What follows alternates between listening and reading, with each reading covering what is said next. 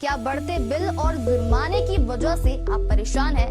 तो अब छत्तीसगढ़ सरकार आपके लिए बड़ी राहत लेकर आई है, क्योंकि अब पुराने बिजली बिल पर 75% तक की छूट मिलने वाली है। जी हाँ, छत्तीसगढ़ के मुख्यमंत्री विष्णुदेव साय ने एक नई योजना शुरू करने का फैसला लिया है, जिसका नाम है मुख्यमंत्री बिजली बिल भुगतान समाधान योजना 2026।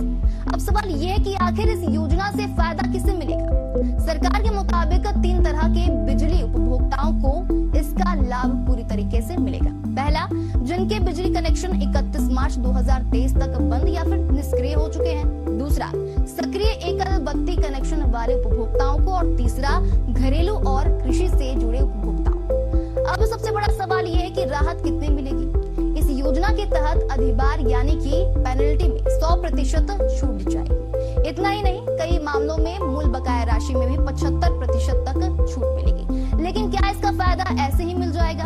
तो नहीं, ऐसा नहीं। इसके लिए उपभोक्ताओं को पंजीयन कराना होगा। पंजीयन के समय कुल बकाया राशि का कम से कम 10% जमा करना जरूरी होगा। और बाकी पैसे कैसे जमा होंगे? सरकार ने इसकी भी सुविधा दी है। बाकी राशि को आसान किस्तों में जमा किया जा सकेगा। और खास बात यहाँ पर यह है कि किस्तों पर अतिरिक्त अधिभार नहीं लगेगा।